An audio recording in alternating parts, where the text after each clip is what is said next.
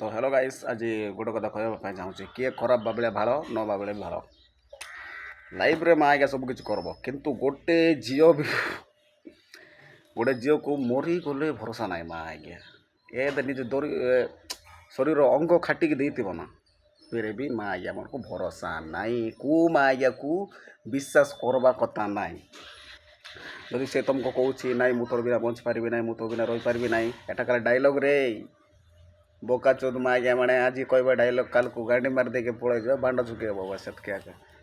ମା ଆଜ୍ଞାକୁ ବିଶ୍ୱାସ କରିବା କଥା ନାହିଁ। ଲାଇଫ୍ରେ ଜଣେ ରହିବାଟା ହିଁ ଭଲ, ସିଙ୍ଗଲ୍ ରହିବାଟା ହିଁ ଭଲ। ବିଶ୍ୱାସ କର, ମା ଆଜ୍ଞା ପଛରେ ଭୁଲିଲେ ଆଜି କଥା କହିଦେବ ୟାର ଛାଡ଼େ, କାଲକୁ ମା ଆଜ୍ଞା ତାକୁ ଜଣ ମିଳିଗଲେ ଛାଡ଼ି ଦେଇକି ପଳେଇଯିବ। ସେଇଥିପାଇଁ ଭଲ ପାଇବ ତ ଜଣକୁ କେବେ ପାଇବ ନାହିଁ। ମା ଆଜ୍ଞା ଯେତିକି ପାରୁଛୁ ସେତିକି ପାଅ।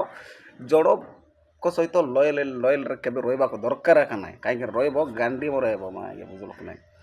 ସେଇଥିପାଇଁ ଭଲ ପାଇବ ତ ପାଇବ, ଜଣକୁ ନାହିଁ।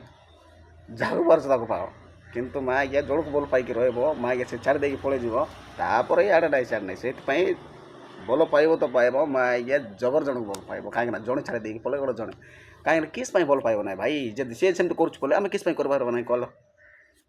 କରିବା ଉଚିତ। ବାସ୍ ବାକି ତୁମକୁ ଯେଉଁଟା ଭଲ ଲାଗୁଛି ସେଟା କର, କିନ୍ତୁ ମୋ କହିବା ଅନୁସାରେ ଜଣକୁ ଯଦି ଭଲ ପାଇକି ରହିବ, କହୁଛି ପରା ଗାଡ଼ି ମାରି ଦେଇକି ପଳେଇଯିବ ମା ଆଜ୍ଞା। ସେଥିପାଇଁ ଭଲ ପାଇବ ତ ପାଇବ, ତାଗଡ଼ା ତୋड़, ଯାହାକୁ ପାରୁଛି ତାକୁ ପାଅ।